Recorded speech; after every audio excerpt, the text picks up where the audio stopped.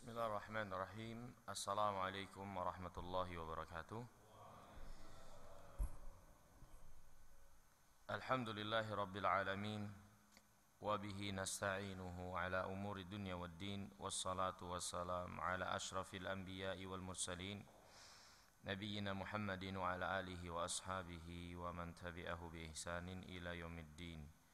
Asyhadu an la ilaha illallah wahdahu la syarika lah wa asyhadu anna Muhammadan abduhu wa rasuluhu la nabiyya ba'dah.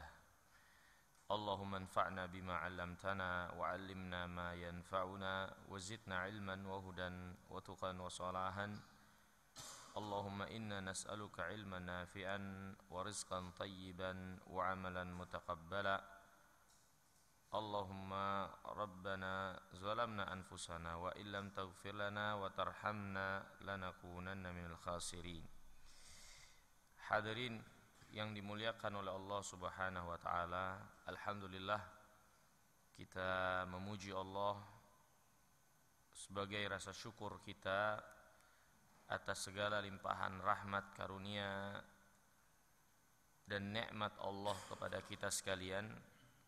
Wabil khusus nikmat Islam dan nikmat iman, yang keduanya merupakan tolak ukur kebaikan dari kehidupan seseorang di dunia dan di akhirat. Semoga Allah Subhanahu wa taala senantiasa melekatkan nikmat ini kepada kita sekalian hingga akhir hayat kita, dan semoga Allah menerima amal ibadah yang kita lakukan. Hadirin yang dimuliakan oleh Allah, pelajaran kita mempelajari kitab Al-Adabul Mufrad, suatu kitab adab yang ditulis oleh Al-Imam Al-Bukhari rahimahullah. Di dalamnya penjelasan tentang berbagai macam adab kepada berbagai macam orang yang pastinya akan kita temui, yang akan kita berinteraksi dengannya di dalam kehidupan ini. Maka kitab adab ini mengumpulkan adab-adab yang harusnya kita miliki di dalam berinteraksi dan bersikap kepada manusia, siapapun dan bagaimanapun mereka, ya. Dan ini menunjukkan kepada kita secara garis besar akan kebesaran dari agama kita yang mulia, agama kita yang tinggi, sebagaimana kata Nabi SAW, al-Islam ya'lu wa la yu'la alaih. Islam itu tinggi dan tidak ada yang dapat menandinginya. Di antara yang menunjukkan akan ketinggian agama kita, tidak ada satupun yang kita butuhkan di dalam perjalanan hidup ini, melainkan di sana ada petunjuk bagaimana sikap yang terbaik yang dicintai oleh Allah dan Rasul-Nya untuk menjadi sikap kita di dalam kehidupan dunia ini, ya. Inilah agama kita, mengajarkan seluruhnya, ya. Dan di antara yang diajarkan, bab yang kita bahas, yakni bab yang berkaitan dengan perbudakan, berkaitan dengan tuan dan majikan, berkaitan dengan atasan dengan bawahan. Maka agama kita memberikan atau mengajarkan bagaimana sikap, adab dan akhlak terhadap mereka-mereka ini, ya. Jika adab dan sikap terhadap orang-orang yang di bawah kita diatur dan diberi petunjuk sedemikian rupa, tentunya bagaimanakah kalau orang yang kita hadapi, orang tua atau orang-orang yang terdekat atau orang-orang yang menjadi kerabat kita yang memiliki hubungan rahim, tentu mereka lebih lagi diperintahkan oleh Islam untuk diperhatikan dan diperlakukan dengan kebaikan, terutama sebagaimana yang ditunjukkan oleh agama Islam ini. Hadirin yang dimuliakan Allah, bab yang akan kita lewati yang pertama yaitu bab su'ul malakah. Ya. Setelah kita telah melewati bab penjelasan secara global bagaimana memperlakukan budak ya atau bawahan kita secara umum, maka dijelaskan di sini oleh Al-Imam Al-Bukhari penjelasan bagaimanakah kepemilikan ya yang baik di dalam memiliki, diantaranya adalah budak yang menjadi kepemilikan seseorang. Ya. Hadis dibawakan di sini athar dari salah seorang sahabat Nabi Abu Darda radhiyallahu taala anhu. Anau kana yaqulun nas, Abu Darda pernah berkata di tengah-tengah manusia. Abu Darda salah seorang sahabat Nabi yang mulia alaihi wasallam. Abu Darda seorang yang ahli ibadah. Abu Darda adalah seorang yang sangat zuhud di dunia, terkenal kesolehannya dan ilmunya. Banyak beberapa wasiat Nabi yang Nabi khususkan kepada Abu Darda. Abu Darda ini pernah berkata di tengah-tengah manusia, nahnu a'raf bikum minal bayatirah bid-dawwab. Kata Abu Darda, kami lebih mengetahui tentang kalian daripada pengetahuan seorang pawang terhadap haiwannya. Pawang, haiwan, mengetahui tentang gerak-gerik gelagat dari haiwan yang dia latih, yang dia didik. Dan kata Abu Darda, kami lebih tahu ya tentang kalian, siapa kalian yang baik dan yang tidak, melebihi pengetahuan pawang kepada hewan didikannya. Kemudian kata Abu Darda, qad arafna khiyarakum min syirarikum. Sungguh kami telah mengetahui siapa orang terbaik di antara kalian dan siapa orang yang jelek di antara kalian. Dari mana Abu Darda tahu? Abu Darda mengetahuinya tentunya dari Nabi yang mulia alaihi wasallam, dari apa yang dia pelajari, yang diajarkan oleh Rasulullah sallallahu alaihi wasallam. Ya. Kemudian kata Abu Darda, amma khiyarukum falladhi yurja khairuhu wa yu'man syarruh. Sebaik-baik kalian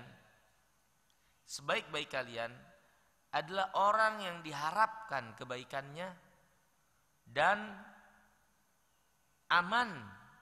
Ini orang lain aman dari kejelekannya. Inilah sebaik-baik kalian. Sebaik-baik kalian adalah orang yang dimana orang lain berharap kebaikannya dengan keberadaannya, ya, dan merasa aman dari keburukan dengan keberadaannya itu. Inilah sebaik-baik kalian. Inilah sebaik-baik kalian. Ya.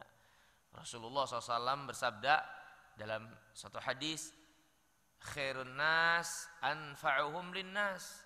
Sebaik-baik manusia yang paling banyak manfaatnya untuk manusia. Ya, Nabi SAW bersabda, man istata'a an yanfa' akhah falyanfa'hu.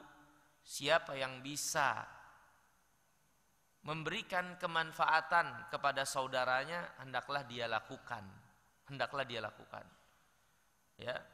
Nah, inilah agama kita. Menjelaskan kepada kita siapa manusia yang terbaik itu. Siapa yang terbaik di antara kita? Yang terbaik adalah orang yang diharapkan kebaikannya.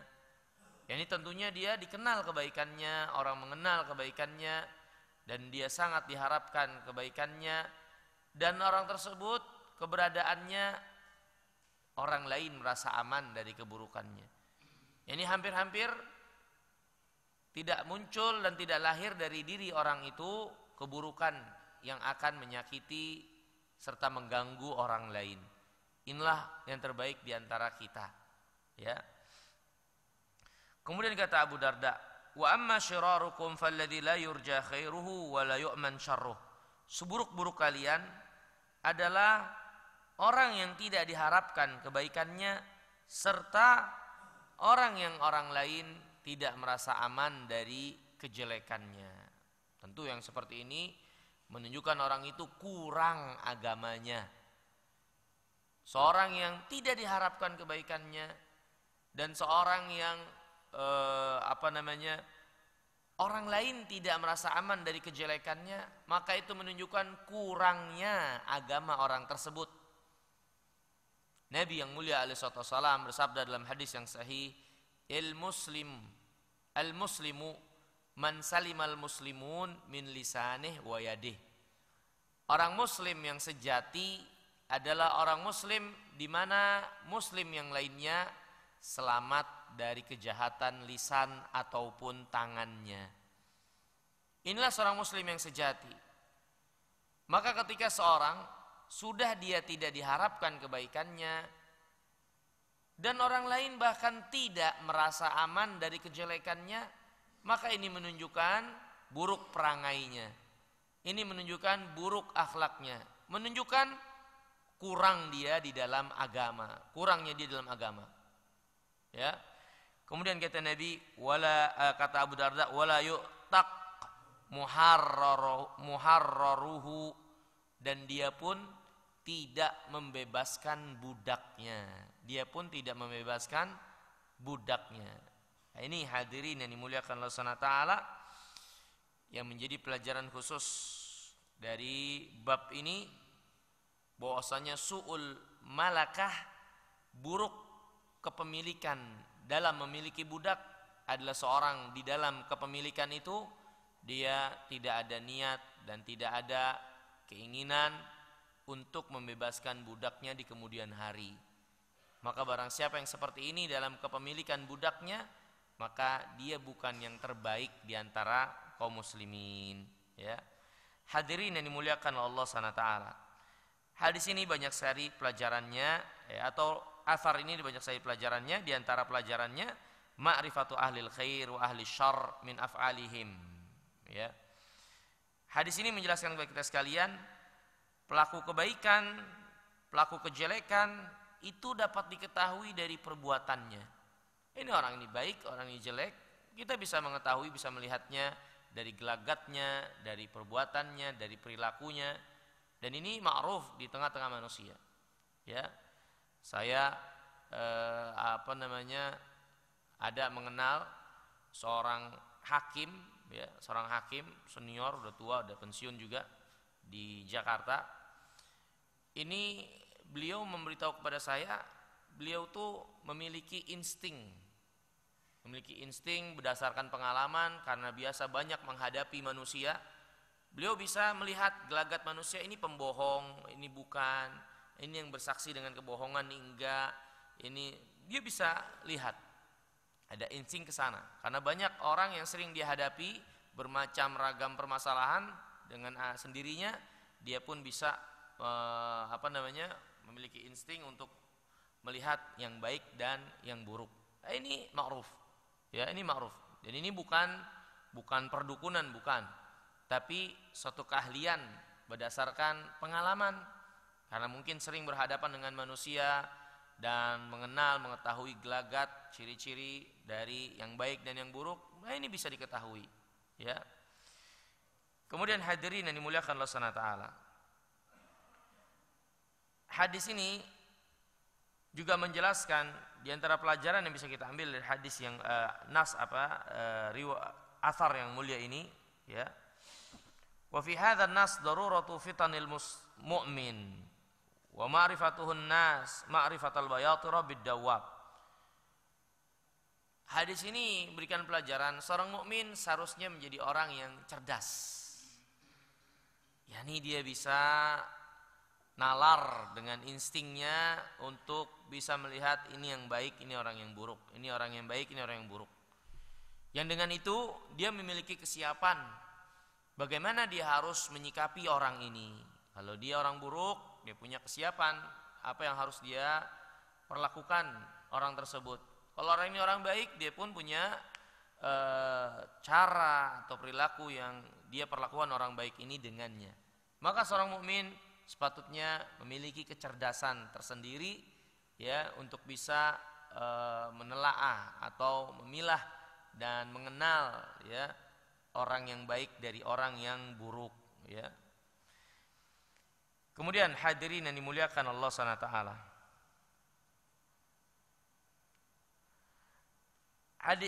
Athar ini juga menjelaskan kepada kita sekalian bahwasanya manusia itu berbeda-beda, ada yang baik, ada yang buruk. Inilah kenyataan hidup. Inilah kenyataan hidup. Manusia itu tidak berada pada satu tingkatan. Manusia itu tidak berada pada satu sikap, tidak berada pada satu sifat, tidak berada pada satu perangai. Tapi manusia itu bermacam-macam. Manusia bermacam-macam. Inilah hikmah sebagaimana dikatakan oleh para ulama seperti Al-Imam Ibnul Qayyim. Ketika Allah SWT menciptakan manusia awalnya dari tanah, tepatnya dari berbagai macam jenis tanah dikumpulkan. Di mana tanah itu ada yang keras, ada yang lembek, ada yang halus, dan lain-lain dari macam ragam tanah. Maka dengan diciptakannya manusia awalnya dari berbagai macam ragam tanah, jadilah anak cucu manusia ini pun berada pada bermacam ragam sikap, sifat yang ada pada mereka. Nah, inilah manusia. Inilah kenyataan hidup yang harus kita pahami bersama. Manusia yang kita hadapi gak harus sama seperti kita, gak harus selalu berada pada apa yang kita sukai keadaan mereka, seperti apa yang kita inginkan keadaan mereka, enggak harus. Karena manusia bermacam ragam dan kita harus menghadapi mereka sesuai dengan keadaan yang ada pada mereka. Ya, barang siapa yang mengenal agama ini dengan baik, insyaallah taala mereka bisa memiliki sikap yang benar di dalam mensikapi setiap ragam macam dari keadaan manusia, insyaallah taala. Kemudian hadirin yang dimuliakan Allah taala, bab selanjutnya bab 84, bab bai'il khadim minal a'rab, bab menjual budak atau pembantu dari orang-orang Arab Baduy. Arab Baduy ini, Arab itu orang Arab Baduy dari kampung, kurang kenal peradaban, apalagi pendidikan. Ya, dijelaskan dalam bab ini bahwasanya pembantu atau budak-budak yang kurang beradab ini sepatutnya tidak dimiliki oleh seseorang karena akan memudaratkan dirinya. Jika kita ingin membeli budak atau ingin menjadikan seorang yang membantu kita, seharusnya adalah seorang yang memiliki akhlak yang baik. Orang yang keberadaannya diharapkan menambah kebaikan kita, bukan malah menambah keburukan. Kalau menambah keburukan mendingan dilepas, mendingan dibebaskan, mendingan tidak dimiliki, mendingan tidak dipekerjakan. Seperti itu. Ya. Dalam bab ini Al-Imam Bukhari ingin menjelaskan bahwasanya keberadaan pembantu atau budak yang justru malah membawa kemudaratan bagi majikan, maka lebih baik dilepaskan atau dijual. Karena maksud dari adanya orang yang mendampingi kita tidak lain adalah untuk memudahkan kita, untuk memberikan menambah kebaikan kita dan seterusnya. Adapun kalau menambah keburukan ya dan tidak menambah keuntungan, maka yang seperti ini dijauhkan dengan dijual ataupun dibebaskan. Seperti itu, ya. Dibawakan di sini athar juga kisah Aisyah radhiyallahu taala anha.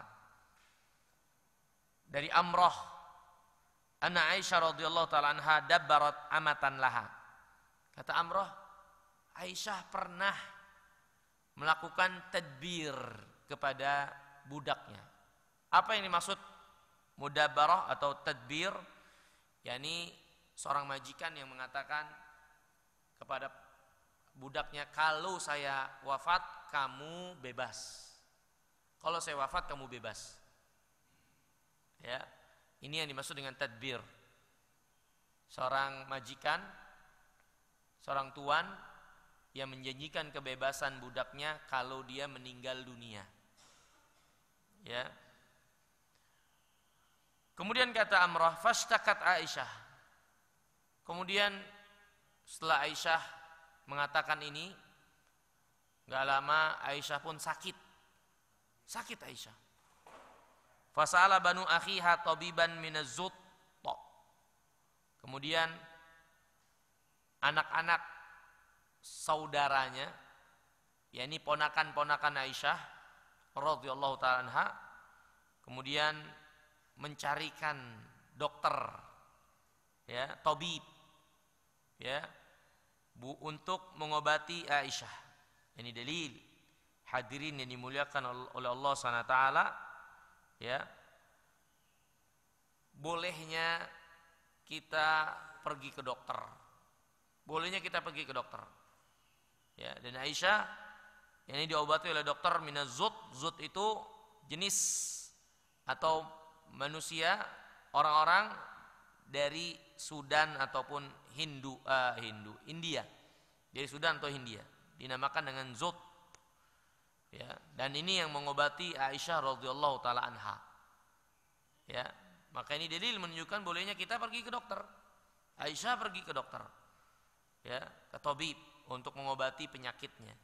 Dan ini tidak menafikan tawakal, tidak bertentangan dengan tawakal, tapi bisa menciderai tawakal jika seseorang bersandar kepada dokter, lupa kepada Allah.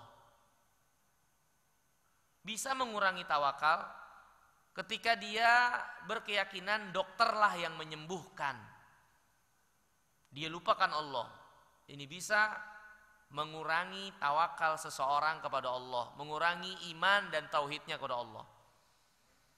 Tapi ketika seorang pergi ke dokter dan dia meyakini Allah yang menyembuhkan, dokter sifatnya hanya mengobati. Kalau Allah tidak menyembuhkan, tidak akan sembuh, sepandai dan secerdas apapun dokter itu. Kalau ini yang ada pada seseorang, maka ini tidak memudaratkan tauhidnya, tidak memudaratkan tawakalnya. Ini termasuk bagian dari usaha yang diperintahkan oleh agama kita. Nggak ada masalah, asal jangan melupakan Allah di dalam usaha tersebut, hanya bersandar kepada sebab dan lupa kepada pembuat sebab, Allah Rabbul Alamin, ya. Kemudian dokter ini, tabib ini berkata, innakum tukhbiruni an imra'atin mashurah saharatha amatun laha. Engkau atau kalian membawa kepadaku, sebetulnya wanita ini tersihir, dia disihir oleh budak yang dia miliki. Jadi tabib ini mengetahui ternyata Aisyah tersihir. Hadirin yang dimuliakan Allah Subhanahu wa taala. Penyakit itu dijelaskan para ulama ada dua. Ada yang sifatnya medis dan non medis. Ini dokter yang ahli, dia bisa tahu berdasarkan ilmunya, bukan perdukunan, karena nggak mungkin Aisyah dibawa ke dukun.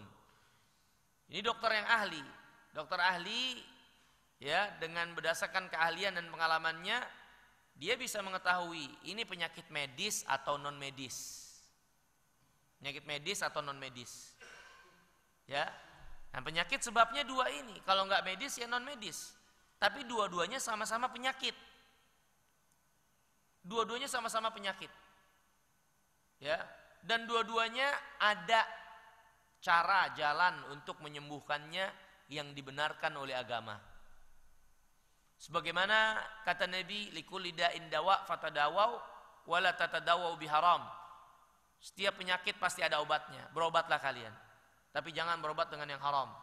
Maka apapun penyakitnya, medis atau non medis, ada obatnya. Selama itu bukan yang diharamkan oleh syariat, maka silahkan berobat. Maka silahkan berobat. Ya, dan juga ini pelajaran buat kita Bapak dan Ibu sekalian yang dimuliakan Allah, ketika seorang mendapati dia terkena penyakit dengan sebab non medis, nggak perlu ada yang dipanik, nggak perlu ada yang dipanikkan. Ini biasa saja. Kedua-duanya sama penyakit. Kedua-duanya sama penyakit. Hanya yang ini sebabnya medis, yang ini sebabnya non medis. Tapi kedua-duanya sama-sama penyakit. Nggak perlu ada yang sikapi berlebihan, terlalu panik, nggak usah. Biasa saja. Ya, yang penting kita lakukan cara-cara yang dibenarkan untuk mengobati penyakit ini. Dan juga penyakit medis atau non medis, orang yang tertimpa dengannya harus sabar. Harus sabar dan tidak menempuh jalan-jalan yang haram di dalam mengobatinya. Ya, harus sabar. Sama, hanya sebabnya saja berbeda. Tapi kedua-duanya intinya membuat seorang sakit, menyebabkan seorang jadi sakit. Intinya itu. Ya. Dan juga kisah ini memberikan pelajaran, hadirin. Aisyah radhiyallahu taala anha terkena sihir. Dan sihir itu enggak harus buat orang seperti yang kita saksikan, ngamuk-ngamuk, ngomong enggak sadar, ngelindur, ngaco, enggak. Ya, syaitan kejahatannya, gangguannya kepada manusia bukan hanya berupa kesadaran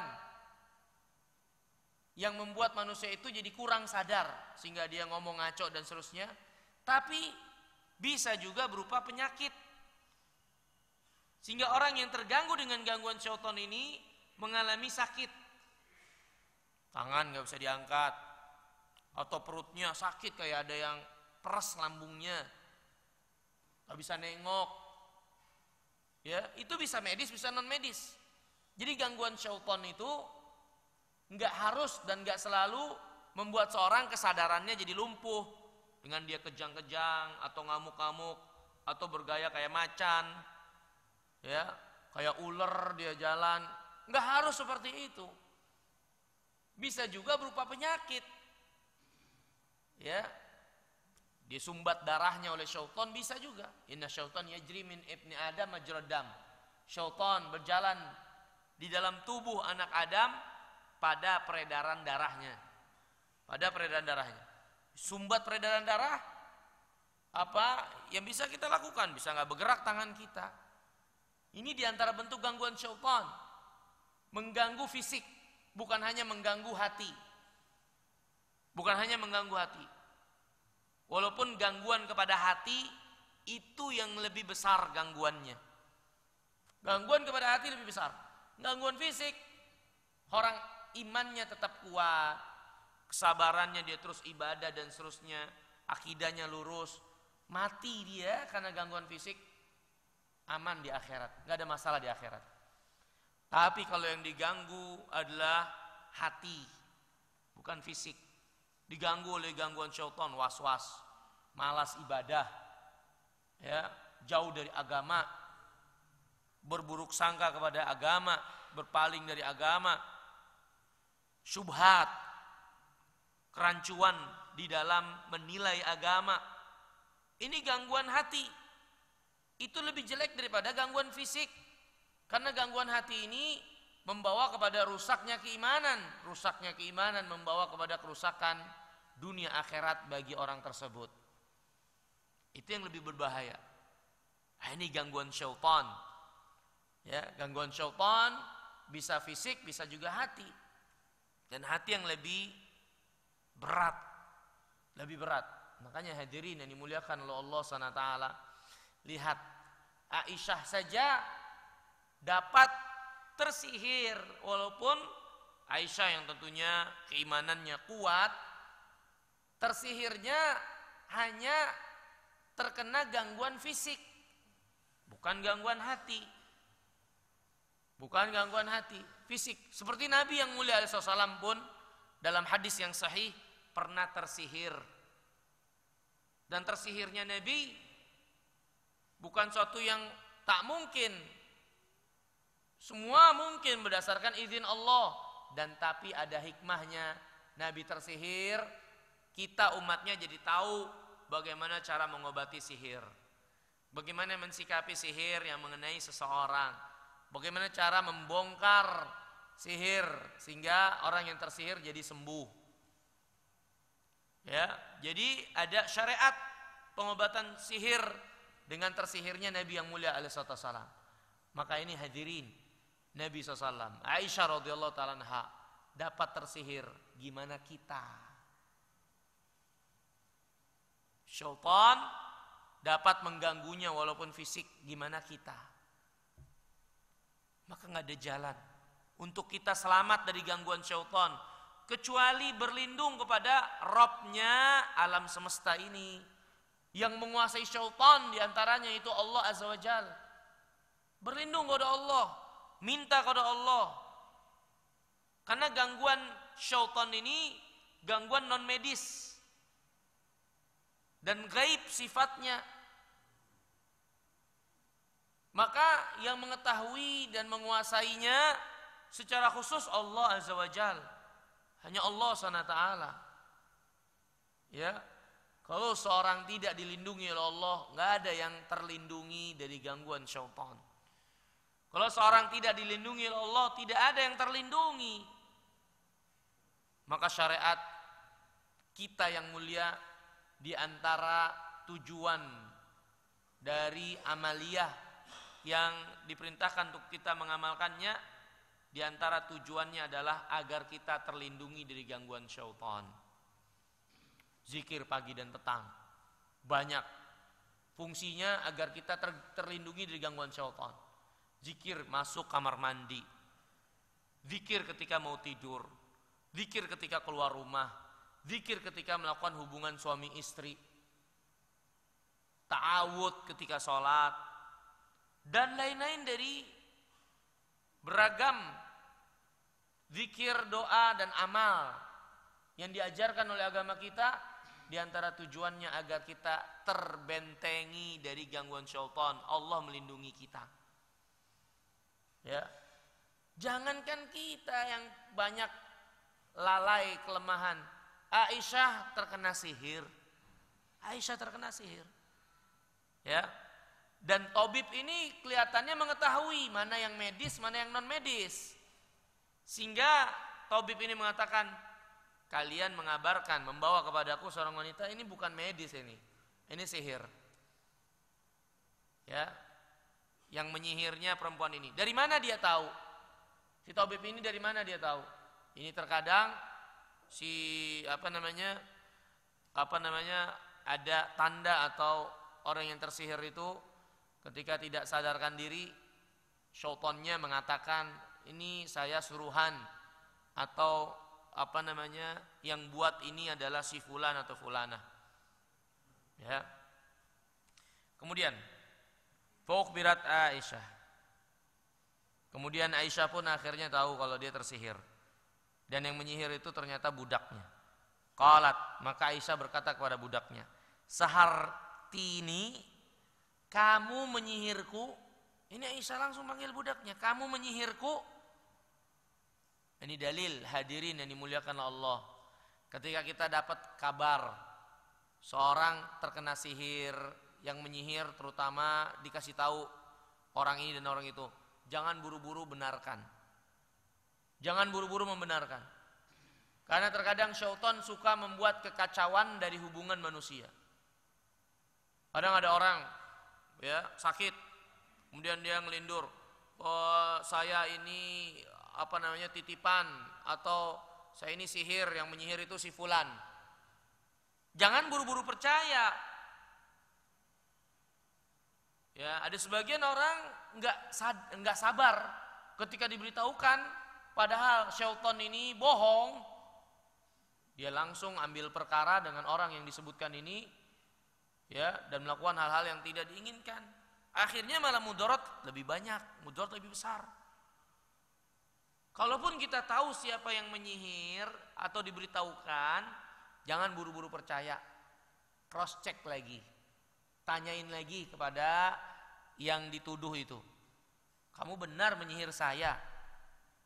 Kalau dia mengatakan enggak, ya sudah jangan kita korek-korek. Karena ini kan berita gaib dari syaitan, dari jin yang menjadi khadim, dukun yang menyihir itu. Maka nggak boleh kita benarkan begitu saja. Kecuali ada pengakuan dari yang menyihir. Iya benar saya menyihir kamu. Baru kita katakan benar. Tapi kalau dia nggak mengakui, maka nggak boleh. Akhirnya kita mengatakan ini setannya bilang kamu yang nyihir. Wah ini jadi berantem nantinya. Lu percaya sama setan apa sama saya nanti begitu? Akhirnya jadi kisruh. Ini nggak boleh. Kita lebih mendahulukan syaitan. Karena syaitan itu banyak dustanya. Banyak dustanya. Makanya hadirin yang dimulakan Allah Subhanahu wa taala, ketika seorang mengobati sihir atau seorang meruqyah kaum muslimin, ya, syaitan tuh jangan banyak diajak ngomong. Udah yang penting orang syaitan ini keluar selesai. Jangan banyak diajak ngomong, belum tentu benar omongannya. Saya bapakmu, saya nenek moyangmu, saya mbahmu, saya penghuni rumah ini. Enggak penting itu semua. Ajak ngobrol, apalagi curhat, apalagi nanya buntut, nanya nomor. Wah ini enggak usah. Yang penting sembuh, selesai, syaitannya keluar. Yang penting itu. Enggak perlu kita tanya alamat ngapain di sini. Alamatnya di mana? Oh, enggak perlu. Udah, diruqyah, keluar, selesai. Adapun nanya dan lain-lain atau kita berlebihan dalam percakapan, ini enggak. Lihat Nabi yang mulia alaihi wasallam. Ketika ada orang yang terkena kesurupan, ini kan gangguan syaitan juga. Walaupun bukan sihir, karena kalau sihir ada ikatan buhul. Ya, kalau kesurupan ini enggak ada ikatan buhul, tapi begitu saja, ya. Nabi SAW ketika mengobati orang yang kesurupan, Nabi hanya mengatakan, "Ukhruj aduwallah." Keluar wahai musuh Allah, keluar. Suruh keluar aja udah. Enggak ditanyain namanya siapa, umurnya berapa, kamu namanya siapa, agama kamu apa, umur kamu berapa, kamu dari mana, kenapa bisa masuk, kenapa begini dan begini. Nabi hanya mengatakan, "Ukhruj aduwallah." Keluar engkau wahai musuh Allah, keluar. Suruh keluar. Hanya itu Nabi yang Nabi SAW lakukan ketika mengobati orang yang kesurupan. Al-Imam Ahmad bin Hambal, ya, ketika dilaporkan, "Wah Imam, ada orang yang kesurupan, minta tolong agar diruqyah atau ya disuruh keluar syaitannya." Kata Imam Ahmad, "Nih, bawa sendal saya." Sampai depan orang yang kesurupan, bilang, "Keluar kamu, kalau nggak keluar saya pukul sama sendal Imam Ahmad." Keluar. Artinya nggak perlu dalam-dalam nanya alamat. Kakek saya yang mana nih? Kakeknya yang belah mana? Akhirnya syaitan di antara jalan mereka meletakkan, ya, di antara jalan syaitan meletakkan khurafat, tahayul di tengah-tengah manusia melalui jalan ini.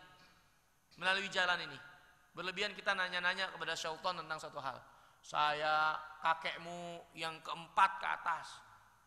Akhirnya tersebar di tengah-tengah manusia, arwah bisa gentayangan. Roh bisa masuk sana, bisa masuk sini, bisa dipanggil, bisa begini dan begitu.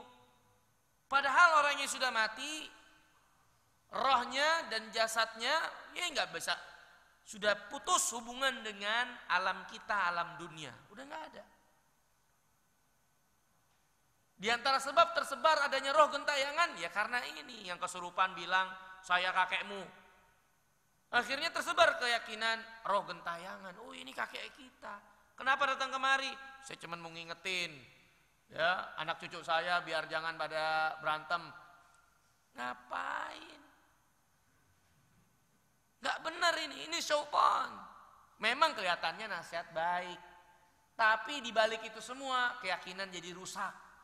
Keyakinan apa? Roh-roh bisa gentayangan. Ya, maka ini hadirin yang dimulakan Allah Ta'ala.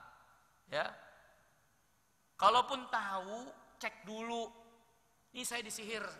Yang bawa saya masuk ke tubuh orang ini si Fulan. Fulan yang ngikat buhulnya. Jadi saya nggak bisa keluar. Ya, tanya kepada orang yang ditunjuk itu, benar kamu menyihirnya? Kalau dia mengatakan enggak, saya nggak menyihirnya, ya sudah. Jangan kita lebih mempercayai syaitan daripada ini. Yang penting yang jadi korban, yang sakit ini sembuhin. Mau keluar nggak? Kamu keluar, kita ruqyah sampai dia mati. Sama syaitan itu mati juga, syaitan mati. Ya. Nah, ini hadirin yang Allah. Maka Aisyah bertanya kepada budaknya, Sartini, engkau menyihirku? Maka kata budak ini, iya, ngaku dia. Ya, faqalat, Aisyah bertanya lagi, walima, kenapa kau menyihirku? Ya, ini pertanyaan maksudnya bukan nanya kenapa kau menyihirku, udah nggak penting lagi, sihir udah ada. Tapi maksud Aisyah, kenapa kau disihir? La tanjina abadan, engkau tidak akan beruntung selama-lamanya. Ini sihir itu haram, gimana engkau berbuat sihir? Kau tidak akan beruntung selama-lamanya. Kemudian Aisyah berkata, bi'uha min syarril arab malakah. Jual nih budak. Ini adalah budak yang paling jelek yang dimiliki oleh kita. Ini suruh jual. Nah, ini yang jadi pelajaran buat kita. Bahwasanya budak atau orang-orang yang membantu kita, jika justru malah menimpakan keburukan buat kita, ya kita jauhi. Dijual, dilepas. Ya.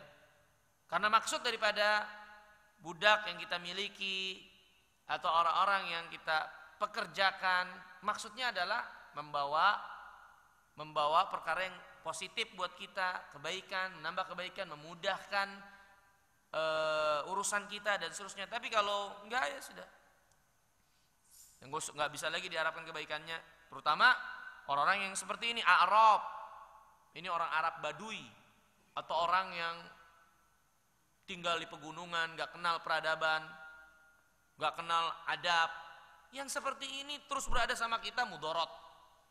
Nah, ini hadirin yang dimuliakan Allah SWT, pelajaran buat kita. Kalau kita mencari orang yang akan membantu ke rumah kita, ya walaupun dia bukan budak, tapi carilah yang cerdas, yang ada pendidikannya. Jangan yang benar-benar nol.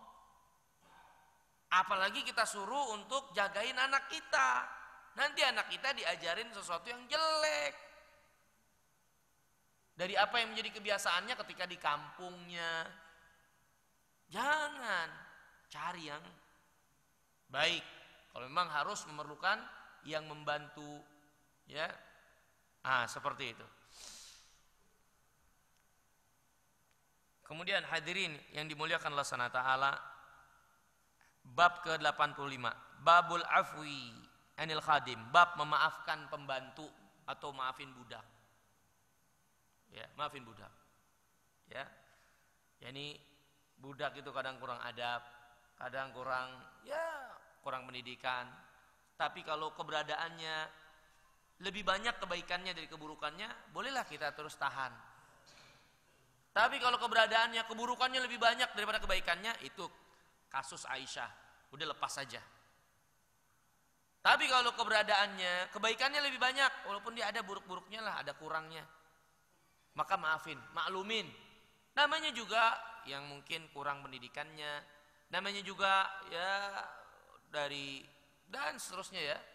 Maka seorang majikan, ya terutama ketika kita berada di atas sebagai seorang majikan, pimpinan, biasanya kan memiliki perasaan lebih terhadap bawahannya. Maka di antara sifat yang diajarkan oleh Islam, membuka lebar hati untuk memaafkan. Iya, kita punya kekuasaan, iya kita punya kemampuan, kita punya wewenang. Tapi ketika kita memaafkan dengan wewenang dan kekuasaan yang kita miliki, maka ini keutamaan yang besar, terutama kepada orang-orang yang bawahan seperti ini, budak ataupun bawahan-bawahan kita. Ya, ini penjelasan memaafkan pembantu atau memaafkan budak. Dari Anas bin Malik, dari Abi Umamah, ia berkata, Aqbalan Nabiyyu sallallahu ma'ahu gulaman. Nabi yang mulia alaihi salatu wasalam, ya, datang membawa 2 gulam, 2 budak, ya. Fawahaba ahadahuma li Aliyin radhiyallahu taala an wa qala la tadribhu. Kemudian satunya dikasih hadiah buat Ali. Budaknya kasih Ali. Kemudian Nabi berwasiat kepada Ali. Ini dalil akan disukai kita memberi wasiat kebaikan kepada orang yang kita hadiahi budak. Bagaimana memperlakukannya. Ya, atau secara umum ketika kita memberi hadiah kepada seseorang, ya, dan orang itu terlihat tidak cakap mempergunakan atau memperlakukannya, kasih wasiat, kasih tahu bagaimana tata cara pakainya, bagaimana memperlakukannya. Kita ngasih hadiah sesuatu, orang ini kayaknya nggak tahu nih bagaimana mempergunakannya, kasih tahu, gini caranya, begini, ini kasih wasiat. Ya, seperti Nabi SAW memberi wasiat ketika dia menghadiahkan budak kepada Ali.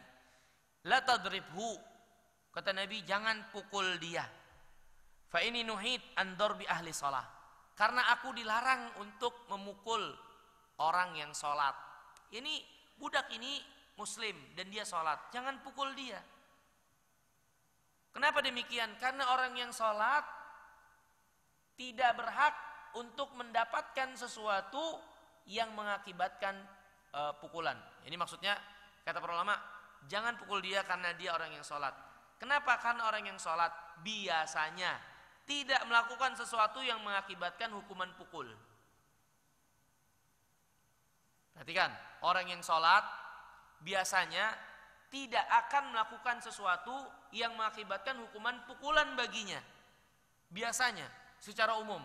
Kenapa? Karena Allah berfirman, Inna sholah tanha anil fahsya wal munkar. Sholat akan menjauhi dari perbuatan keji dan munkar. Maka kalau kita memukul orang yang sholat, pasti kesalahannya bukan kesalahan yang berhak untuk dia dapatan pukulan. Maka kita salah kalau ketika itu. Orang yang sholat, kemudian kita pukul, maka hukuman kita kepada orang itu kemungkinan salah. Kenapa? Karena orang yang sholat itu biasanya tidak melakukan kesalahan yang mengakibatkan dia jadi dipukul. Sudah lagi Nabi itu melarang memukul orang yang sholat. Saat nggak boleh pukul, kecuali dia berhak mendapatkan pukulan, misalnya melakukan pelanggaran-pelanggaran yang harus dipukul. Ya, seperti apa? Mencuri atau berzina atau yang lainnya. Ini pemerintah yang melaksanakannya. Ya, fa ini ra'aituhu yusolli mundu akbalna. Karena aku lihat orang ini, budak ini sholat semenjak kami datang. Wa ata Abu Dzar gulaman, dan yang satu lagi kan dia bawa 2 budak, yang satu lagi dikasih Abu Dzar. Dan Nabi berwasiat juga kepada Abu Dzar, istausi bihi ma'rufan. Perlakukan budakmu ini dengan baik. Fa'taqahu, maka langsung Abu Dzar membebaskan budak itu. Faqal, kemudian Nabi SAW bersabda di kemudian hari, ma fa'al, apa yang kau perbuat pada budakmu itu? Apa yang kau perbuat pada budakmu itu? Ini dalil, kata para ulama, seorang pemimpin bertanya kepada rakyatnya, kepada yang dipimpin, tentang apa yang dilakukan, ya, terutama berkaitan dengan yang dia telah memberikannya. Seorang bapak beri mainan kepada anaknya, misalnya, contoh. Kemudian di kemudian hari ditanya, mainannya kemana? Mainannya dibuat apa? Ditanya. Jadi anak itu merasa tanggung jawab dari pemberian itu. Ini pemberian ayah saya harus jaga, harus pelihara. Tapi terkadang kita memberi, besok ditanyain lagi. Anak itu kadang-kadang menyepelekan pemberian, terus diapain lah seterusnya. Ya, Nabi yang mulia SAW sebagai pemimpin, ketika dia memberi sesuatu ditanyain besok. Ini yang saya beri kemana, di mana? Seperti itu. Ya, agar yang diberi pun merasa bertanggung jawab dengan barang yang diberikan. Ya, Nabi bertanya kepada Abu Dzar, ma fa'ala, apa yang kau lakukan pada budakmu itu yang waktu itu diberi oleh Nabi SAW? Maka kata Abu Dzar, engkau memerintahkanku untuk memperlakukan dia dengan baik, maka aku membebaskannya. Nah, ini pelajaran kita, al-afwu anil khadim. yakni memberi maaf kepada pembantu. Dan di antara bentuk pemberian maaf adalah membebaskan mereka. Udah melepasin mereka, memaklumi mereka. Nah, nanti ada bab, ya, ada riwayat tersendiri di mana Nabi pernah ditanya, ya Rasulullah, berapa banyak kami harus memaafkan pembantu atau budak kami? Maka Nabi SAW terdiam. Kemudian ditanya lagi, ya, sampai 3 kali, baru Nabi SAW mengatakan, u'fu anhu fi kulli yaumin 70 marrah. Maafkan mereka seharinya 70 kali. Maafkan mereka seharinya 70 kali. Inilah hadirin yang dimulakan Allah Ta'ala. Adab yang diajarkan oleh Nabi sebagai seorang majikan, sebagai seorang tuan yang terkadang besar, tinggi hatinya, merasa memiliki wewenang, kekuasaan. Maka jangan itu semua membawanya melakukan tindakan sewenang-wenang kepada bawahannya. Walaupun dia memiliki kekuasaan, tapi jangan dia menzolimi. Kalau nggak suka lepas, kalau nggak suka udah berhentikan. Jangan disiksa, jangan dizolimi, jangan karena merasa memiliki wewenang kemudian menzolimi yang ada di bawahnya. Jangan. Kalau masih terus ingin terikat dengannya, maafin dia, maafkan, ya, maafkan kesalahan-kesalahannya, ya, karena sedikit banyaknya kita pun perlu kepada orang tersebut. Adapun dia salah 1-2, maka manusia, dia keliru, kadang lalai, kadang malas, kadang tidak cekatan, kadang luput, maafkan, ya. Kalau enggak, maka jangan perlakukan mereka dengan jelek, dengan menzolimi mereka. Nah, ini akhlak yang diajarkan oleh agama kita yang mulia, ya. Kemudian lihat riwayat selanjutnya, ya. Ini dalam bab ini dari Anas bin Malik. Kata Anas, Nabi datang ke kota Madinah dan Nabi enggak punya pembantu. Anas bukan budak, orang merdeka. Nabi nggak punya pembantu. Kemudian Abu Thalha, Pak, pegang tanganku, nyodorin ke hadapan Nabi, ya. Kemudian kata Abu Thalha, wahai Nabi Allah, ini Anas nih anak yang cerdik, cerdas, tangkas. Ini Anas, ya. Anak cerdik, cerdas, tangkas. Ini dalil bagi kita, kalau kita nyari orang yang membantu kita, carilah orang yang seperti ini. Cerdik, cerdas, tangkas, seperti itu, ya. Kata Abu Thalha, falyukhdimka, biarkan Anas ini membantumu, membantu kebutuhanmu. Dia anak yang cerdas nih, biar dia membantumu. Ya, tentunya Abu Thalha dan keluarganya menyodorkan Anas kepada Nabi. Maksud tujuan utamanya kebaikan yang besar, agar Anas mengenal akhlak Nabi, agar Anas dapetin doa dari Nabi, keberkahan bersama Nabi. Ini besar, kebaikan yang besar, melebihi daripada sekedar Anas yang masih anak-anak membantu kebutuhan Nabi. Ya, kebaikan yang sangat besar. Seorang orang tua menempatkan anak di tempat yang baik sehingga anak ini memiliki akhlak, pelajaran, pendidikan yang baik.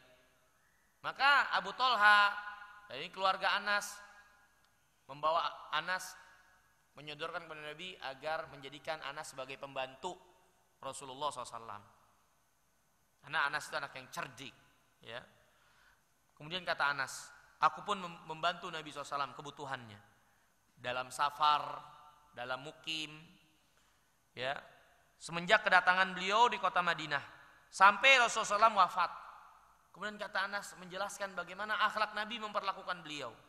Kata Anas, ma qala li an syai'in sana'tuh lima sana'ta hadha hakada. Kata Anas, Nabi itu enggak pernah mengatakan sesuatu kepadaku yang aku lakukan yang mungkin enggak sesuai dengan keinginan Nabi, tapi aku lakukan. Nabi enggak pernah mengatakan, "Kenapa kau lakukan ini? Kenapa begini?" Pernah. Maklumin saja sudah. Maafin saja sudah. Terima. Kalau enggak terima, ya sudah, singkirkan. Gak usah dibahas dan dikorek-korek. Kenapa kamu begini? Kenapa kok gini tambah begitu? Ini Nabi kita yang mulia SAW dalam memperlakukan pembantunya. Kemudian kata Anas, Wala qala li lam asna ala sana'ta hadza hakadha. Dan Nabi enggak pernah mengatakan terhadap sesuatu yang tidak aku lakukan, Nabi enggak pernah mengatakan alangkah baiknya kau melakukan ini, begini, harusnya begini, begitu, enggak pernah. Sudah, dimaklumi saja. Nabi terima apa yang menjadi pelayanan Anas. Ya. Ini hadirin yang dirahmati dan dimuliakan Allah Subhanahu wa taala, akhlak yang tinggi, yang mulia dari Nabi kita yang mulia alaihi salatu wassalam. Bagaimana Nabi SAW memperlakukan pembantunya. Begitu lapang dada, begitu luas hati Nabi yang mulia alaihi salatu wassalam terhadap pembantunya ini. Ya, tentu ini menjadi contoh teladan bagi kita sekalian dalam memperlakukan bawahan-bawahan kita, pembantu-pembantu kita, untuk bisa memberikan mereka maaf, kelapangan, keluasan hati untuk mereka, ya. Dan juga ini pelajaran untuk tidak mengambil pembantu yang bantu kita kecuali orang-orang yang cerdas, yang cerdik, ya, dan seterusnya. Wallahu taala ajal a'la wa a'lam. Mungkin ini yang bisa kita bahas pada kesempatan kali ini. Hadirin yang dimuliakan Allah taala, beberapa bab dalam kitab Adabul Mufrad masih berkaitan dengan pembantu atau perbudakan, tapi ada pelajaran yang lainnya, diantaranya tadi tentang tersihirnya Aisyah radhiyallahu taala anha, terus bagaimana kita bisa mengenal antara orang yang baik dan orang yang buruk, dan diperintahkannya kita untuk menjadi orang yang cerdik, untuk bisa mengenal gelagat-gelagat manusia, untuk kita bisa menyiapkan sikap untuk mensikapi mereka. Kemudian juga pelajaran besar dari contoh teladan Nabi SAW dalam memperlakukan pembantu-pembantunya. Mungkin ini ya yang bisa kita bahas. Wallahu taala alam bisawab. Selanjutnya kita lanjutkan dengan bersoal jawab. Kalau ada yang ingin tanyakan mungkin dari Bapak dan Ibu sekalian dipersilahkan. Terima kasih Pak Ustadz. Mari kita dalami kajian ini dengan memberikan pertanyaan. Baik, terima kasih. Assalamualaikum warahmatullahi wabarakatuh. Waalaikumsalam warahmatullahi wabarakatuh. Saya Setiawan dari Blok CJ. Iya Pak. Gini Ustadz, dalam kehidupan sehari-hari tentunya kita sering melihat bahwa ada antara majikan dengan bawahan itu ya, ada yang majikannya non muslim. Saya ini pengalaman dari kebetulan kenalan saya, dia tuh majikan dia non muslim, pernah dia bekerja di non muslim, tapi dia diorangkan sekali. Dalam arti dia ibadah dia diperhatikan, silahkan kalau mau beribadah menurut agamanya silahkan. Pakaiannya juga demikian, sama gitu ya. Kemudian perlakuannya juga sama. Silahkan mengenai adab sehari-hari mengenai ibadahnya gitu ya. Tapi ada yang dia juga pernah bekerja di tempat lain yang muslim gitu, majikannya. Tapi perlakuannya mungkin agak sedikit Jauh berbeda. Iya, jauh berbeda lah begitu loh. Tidak dimanusiakan lah begitu. Pelit lah, kemudian ya banyak aturannya lah ya. Nah, itu yang mana sebaiknya yang dia harus lebih berkhidmat ya terhadap majikan yang mana? Ya. Dan apakah boleh si pembantu tadi ya kita bilangnya asisten lah ya. Asisten kita tadi protes kepada majikannya tersebut. Ya. Itu yang pertama. Yang kedua mengenai sihir tadi. Memang saya ini pengalaman orang tua kami ya, itu 25 tahun yang lalu ada dia medis secara dan non medis, tapi non medis ini dia ada yang bilang Ustadz itu ini kayaknya kena sihir ini ya, karena sudah berobat sebulan di rumah sakit, dirawat di rumah sakit sebulan, itu gejalanya seperti orang stroke. Jadi orang tua kami itu tidak bisa bicara, tidak bisa berjalan, bicaranya jadi kayak orang pelo itu ya, keluar air ludah terus gitu. Memang secara medis dibilang ini stroke, ya sehingga ada gangguan fungsi saraf yang menyebabkan dia tidak bisa berbuat apa-apa. Tapi ada juga yang bilang ini sihir. Nah, kami pada saat itu mencari beberapa alternatif juga memang, sampai ada juga yang kayak semacam Habib lah gitu ya, atau diberikan raja-raja begitu, seperti tulisan Arab atau kita nggak tahu seperti apa, tapi saya kok nggak serak begitu. Kemudian pernah juga diruqyat juga, pernah juga.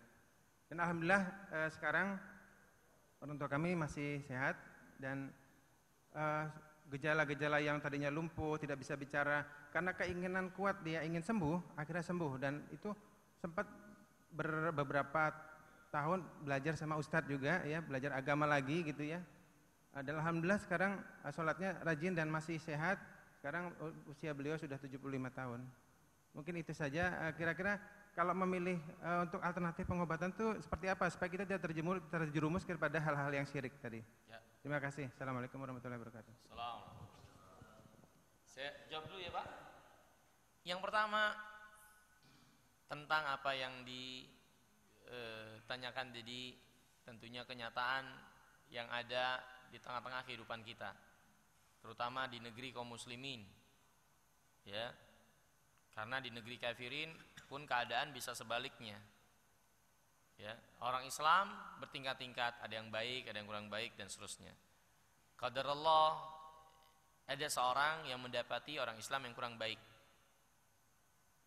Dia di waktu yang di saat yang sama, atau dia juga pernah mengalami dengan majikan yang ternyata baik tapi orang kafir, ya. Tentu sebagai seorang muslim jangan dia tertipu dengan hal ini. Biar gimana pun orang Islam tetap lebih baik daripada orang-orang kafirin, ya. Orang Islam tetap lebih baik daripada orang kafirin.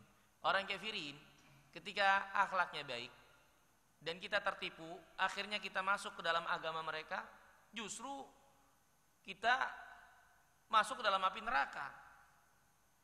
Sehingga benarlah ketika Allah mengatakan tentang orang kafirin, ulaika yad'una ilan nar. Mereka itu menyuruh kepada api neraka. Dan gak selalu mereka menyuruhnya itu dengan kejelekan, tapi menyuruhnya dengan akhlak-akhlak seperti ini. Tapi ketahuilah orang-orang kafirin tidak menyuruh kecuali kepada api neraka. Maka jangan tertipu dengan kebaikan mereka. Jangan tertipu dengan kebaikan mereka. Nah, seorang muslim ketika dia mendapati hal ini, ya, tentu dia tidak boleh membanggakan agamanya orang kafir itu. Gak boleh membanggakan agamanya orang kafir itu, ya. Paling tidak yang dia alami ini membuktikan masih adanya orang muslim yang kurang baik, mungkin karena dia kurang pengetahuannya, kurang agamanya. Justru orang kafirin yang mengamalkan agama Islam. Orang kafirin yang mengamalkan agama Islam, orang Islamnya sendiri nggak mengamalkan agamanya, ya. Maka ini fitnah yang terjadi, ini ujian buat orang-orang yang terutama lemah agamanya, sehingga akhirnya mendahulukan orang kafirin dari orang beriman. Dan juga kejadian seperti ini saya kira nggak sedikit pelajaran buat setiap muslim untuk memperbaiki akhlaknya, memperbaiki perilakunya, ya, memperbaiki perangainya menurut apa yang diajarkan oleh agama. Agama Islam bukan hanya sekedar salat, puasa, zakat, haji, yang kalau dia lakukan itu berarti dia sudah selesai. Agama Islam adalah agama petunjuk. Di antaranya petunjuk berkaitan dengan akhlak, perilaku dan perangai, yang mengajarkan kepada Islam bagaimana kepribadian yang harus dimiliki oleh seorang muslim dalam bersikap, ya. Maka ini pelajaran bagi seorang muslim untuk memperbaiki akhlaknya yang menjadi konsekuensi keimanan ini, agar dengan akhlak itu seperti yang dilakukan oleh Nabi dan para sahabat banyak membuat manusia masuk dalam Islam. Dahulu banyak orang-orang kafirin nggak masuk ke dalam agama ini karena kenal akidah begini-begini, enggak, tapi melihat dulu akhlaknya orang beriman, melihat dulu akhlaknya orang Islam, mereka tertarik dengan akhlak itu, masuk, baru mereka kenal akidah, iman dan seterusnya, ya. Maka ini pelajaran buat kita semua untuk memperbaiki akhlak, adab, perilaku kita, perangai kita, karena kita harus tanamkan dalam diri kita dan ketahui kita ini pada hakikatnya, kita ini sejatinya duta-duta Islam. Kita ini sedikit banyaknya duta-duta Islam. Kalau kita melakukan suatu kejelekan ini dan itu, nanti yang disalahin bukan hanya pribadi kita, tapi keislaman kita. Dasar orang Islam memang begitu. Dasar orang Islam begitu. Maka pahamilah, kita ini tidak hanya membawa tentang kebaikan diri kita atau keburukannya, enggak, tapi kita juga membawa kebaikan dan keburukan Islam yang kita anut. Maka hendaklah tanggung jawab ini kita tanamkan dalam diri kita, sehingga kemanapun kita, ya, kita akan memperbaiki akhlak dan perangai kita. Tapi bagi orang yang mengalami hal ini, dia nggak boleh terfitnah dengan apa yang dilakukan oleh orang kafirin. Bolehkah dia lebih mendahulukan orang kafirin dari orang beriman dalam masalah ini, dalam masalah bekerja? Kalau sifatnya keduniaan nggak ada masalah. Akhirnya dengan seperti ini dia lebih memilih kerja sama orang kafir saja. Tapi dalam masalah keduniaan saja ya. Bukan hingga jadi terpukau dengan agamanya, jadi terpukau dengan keyakinannya dan membenarkan orang kafirin, bukan. Tapi kalau itu membuat seperti ini, jangan. Lebih baik bersama orang beriman dan sabar. Walaupun orang beriman itu pelit katanya. Ya, seperti itu. Ya, tapi kalau alasannya keduniaan enggak ada masalah, insyaallah taala selama dia bisa menyelamatkan agamanya. Yang pertama, yang kedua,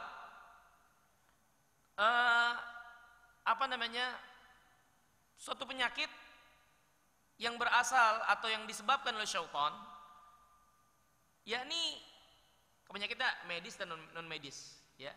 Yang non medis itu yang disebabkan oleh syaitan. Nah, yang disebabkan oleh syaitan itu penyebabnya juga adalah penyebab yang diketahui oleh medis. Misal kayak tadi, disumbat pembuluh darahnya. Secara medis diketahui bahwasanya ini tersumbat pembuluh darah sehingga nggak bergerak dan seterusnya. Nah, kriteria medis atau non medis penyebabnya. Kalau penyebabnya karena memang penyakit, virus, kalau penyebabnya karena memang penumpukan lemak dan seterusnya, ini berarti medis.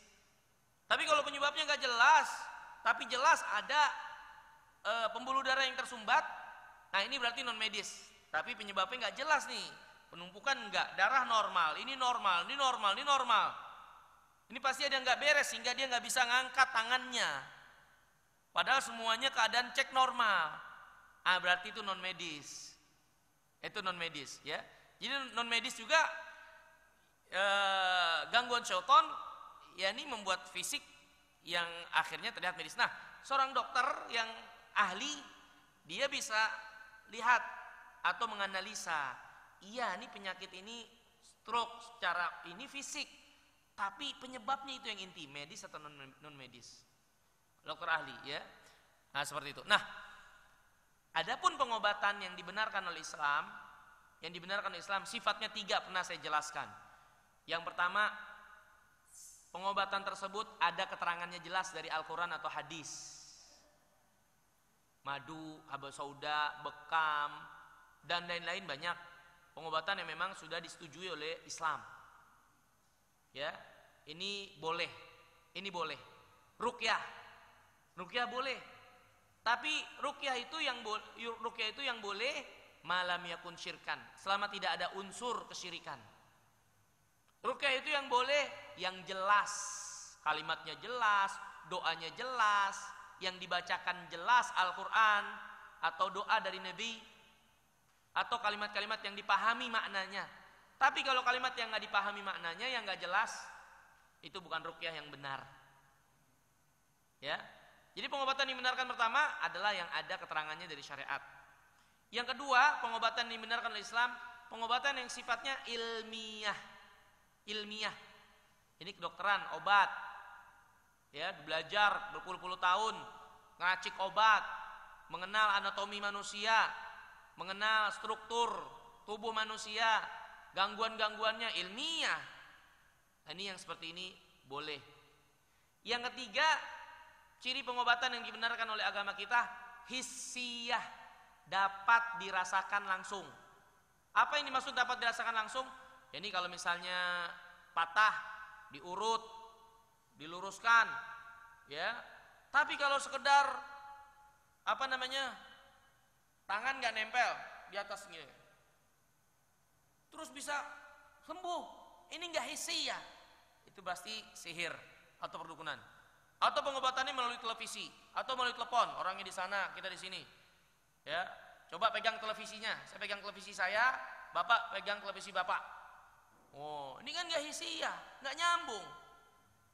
Nah, pengobatan yang tidak hissiyah seperti ini biasanya adalah ciri pengobatan perdukunan, praktik perdukunan. Nah, selama pengobatan hissiyah, pijit, jelas, diluruskan, dokter patah, disambung, hissiyah jelas, ya, maka itu mubah. Maka ciri 3 pengobatan yang dibenarkan Islam. Ada keterangannya di Al-Quran dan Sunnah, ilmiah dan hisiah dapat dirasakan langsung. Itu Pak. Tapi kalau yang nggak jelas, ya, yang nggak jelas, yang tidak hisiah, nggak ilmiah, perlu dicurigai atau ditanya lagi, ini pengobatan benar atau tidak, seperti itu. Wallahu a'lam. Ya, silakan. Waalaikumsalam Assalamualaikum warahmatullahi wabarakatuh. Iya Pak. Bahasa Arabnya apa itu? Karena ada tadi tiba-tiba Ustadz nerangkan pembantu. Budak dalam arti Al-Quran itu yang mana itu sebenarnya? Seperti di surat Al-Mu'minun, Bismillahirrahmanirrahim, Qad aflahal mu'minun, salah satu di antaranya alladzina hum li furujihim hafidun illa ala aswajihim au malakat aimanuhum. Malakat di situ diterjemahkan budak. Budak. Yang diceritakan Ustaz tadi itu budak itu sama dengan pembantu di tempat kita atau tidak itu? Karena malakat aimanuhum itu bisa sama sejajar dengan aswajuhum itu. Gimana itu? Ya. Mohon diterangkan. Ya, Assalamualaikum warahmatullahi wabarakatuh. Assalamualaikum. Waalaikumsalam. Pertama, kalau disebut budak, maka budak itu adalah tawanan perang yang menjadi harta ghanimah. Misal kita perang nih, ya, lawan Australia, kalah, maka perempuan, anak-anak yang nggak ikut perang kan nggak boleh kita bunuh, ya. Mereka sudah kalah nih, maka anak-anak ini dan perempuan-perempuan itu jadi tawanan perang.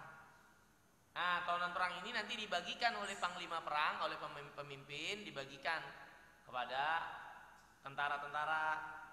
Nanti ini bisa diperjualbelikan. Seperti itu. Itulah budak. Nah, budak ini seperti yang dijelaskan di awal, itu bukan datang dari Islam dengan sendirinya, bukan.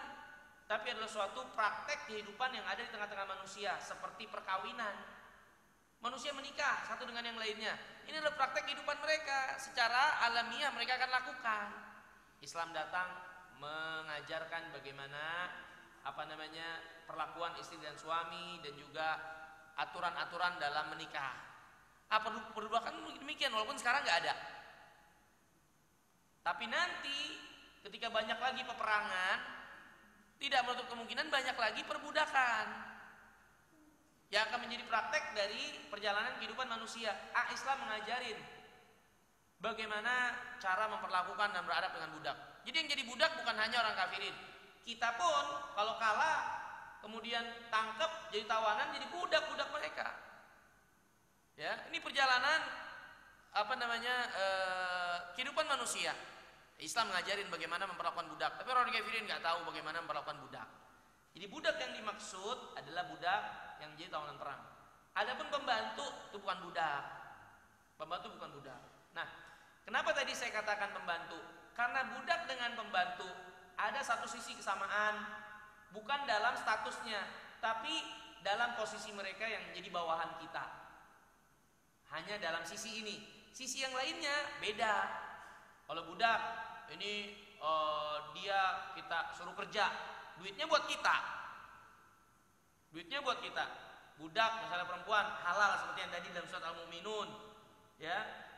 Orang-orang yang menjaga kemaluannya, menjaga kehormatan dirinya, kecuali kepada istrinya dan budak yang dia miliki. Budak halal. Budak halal dengan syarat-syarat atau ketentuan yang sudah dijelaskan syariat. Ini dia tidak dalam keadaan hamil, dia sudah bersih dari haid, sehingga jelas rahimnya itu lagi kosong, ya, gitu. Nah, dihalalkannya juga tujuannya adalah agar nanti si budak ini jadi merdeka. Karena kalau sampai terjadi kehamilan, anaknya anak siapa? Anak tuannya. Nah, ketika dia melahirkan anak tuannya, secara otomatis dia nanti akan merdeka karena dia akan punya anak dari tuannya. Itu diantara maksudnya, ya. Diantara tujuannya untuk akhirnya budak itu, perbudakan itu hilang sendiri, seperti itu. Nah, kalau pembantu dalam sisi ini nggak sama sama budak, sehingga nggak boleh kita kamu kan membantu saya. Nah, ini beda. Tapi dari sisi bawahan yang membantu kita ini sama, karena budak itu biasanya sifatnya membantu urusan-urusan kita, membantu dalam rumah, atau membantu urusan kita dalam persiapan apalah seperti itu. Sifatnya dari sisi ini sama. Atau pekerja yang kita pekerjakan, jagain toko kita, ya kan, itu karyawan-karyawan kita. Nah, dari sisi ini maka secara umum memperlakukan budak dengan memperlakukan bawahan ada adab tersendiri. Di antaranya kadang mereka salah, kadang mereka keliru, kadang mereka lalai. Kita harus lapang dada. Kadang mungkin kita dapatkan biasanya kan orang-orang ini kurang pendidikannya, ya, sehingga dia nggak bisa kerjaan yang lain. Ya udah, bantuin saya dah. Nah, tapi karena memang dasarnya kurang, bantuin kita juga kurang. Maka yang perlu seperti ini kita maafin dan seterusnya. Tapi hanya dalam posisi ini, bawahan. Tidak masuk dalam ruang lingkup perbudakan. Ini bukan. Tapi masih berlaku nggak istilah budak di zaman seperti sekarang? Sekarang wallahualam tidak ada perbudakan, kecuali sedikit kata para ulama di Ethiopia atau di daerah Afrika. Itu masih ada peperangan di antar suku, ya, sehingga yang ketangkap yang kalah jadi budak.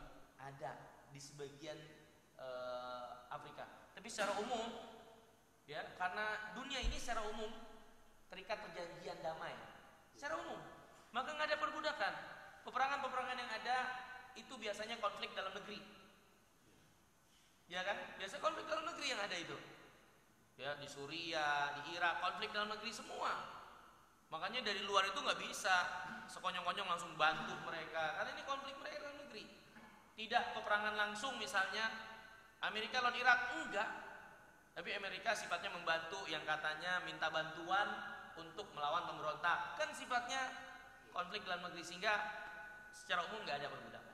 Lalu yang terakhir, Pak. Iya. Kitab yang telah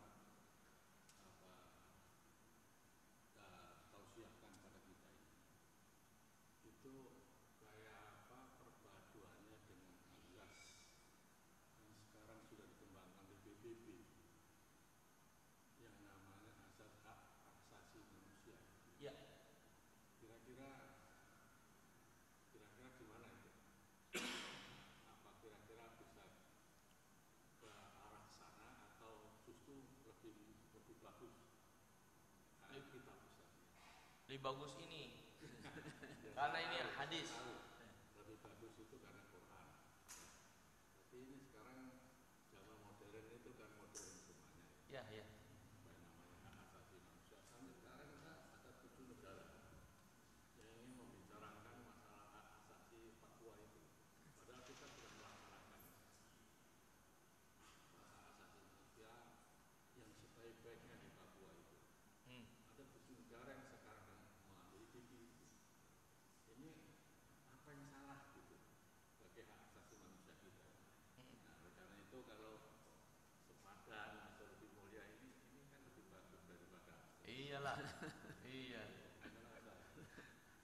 Iya Pak, betul, bagus ini Pak. Ya, insya Allah, makanya alhamdulillah nih kita jadi tahu, belajar, ya. Jadi Islam tidak pernah bertentangan dengan yang namanya HAM. Gak pernah. Justru Islam malah yang pertama kali berbicara tentang HAM. Pertama kali bicara tentang HAM. La ikraha fid din. Gak ada paksaan dalam agama. Islam bicara pertama tentang HAM, tapi jangan kebablasan. Kadang-kadang HAM itu dipergunakan hanya untuk menyempitkan kaum muslimin. Kalau tentang kaum muslimin HAM, tapi ketika mereka yang berbuat salah, HAM itu nggak ada. Gitu. Iya seperti itu Pak. Ya, walhal Islam nggak pernah bertentangan dengan HAM itu, justru sangat menghargai. Ya. Wallah. Terima kasih. Barangkali satu lagi dari Ibu, ada Bu?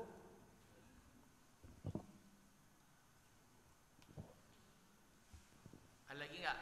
Ada lagi? Kalau tidak ada, Kalau nggak ada itu Bapak? Ya, silakan. Sederhana ya Ustaz. Perbedaan jin dan syaitan itu apa sih sebenarnya? Perbedaan jin sama syaitan. Orang bilang syaitan kan sifat sebenarnya. Makhluknya sendiri kan sebenarnya jin. Syaitan sifat, terus kalau jin makhluknya kan. Jin makhluk. Apakah benar demikian? Iya.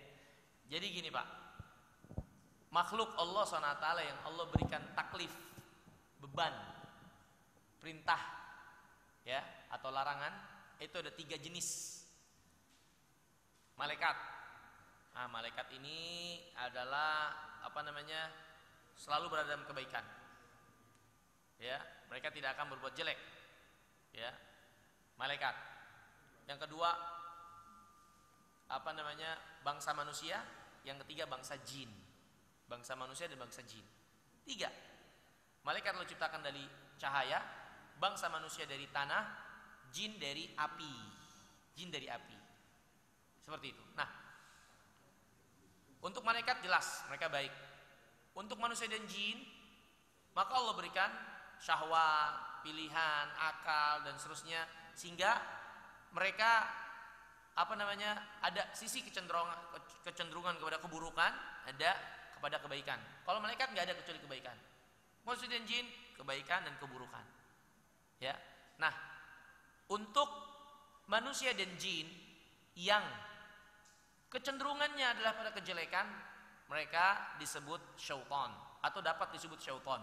Walaupun biasanya syaitan itu tidak disebut kecuali untuk bangsa jin yang jelek.